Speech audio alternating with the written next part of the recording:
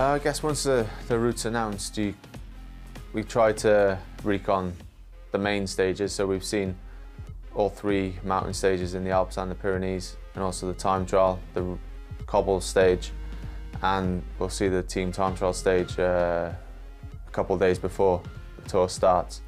But other than that, we kind of like look at the race and see the demands of it.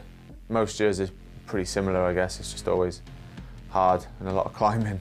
But yeah, our training is sort of tailored around that, and then obviously the race program to get into peak shape for July. So yeah, that mixed with this, the recons and seeing every stage and knowing just in your head what's coming up is a big advantage.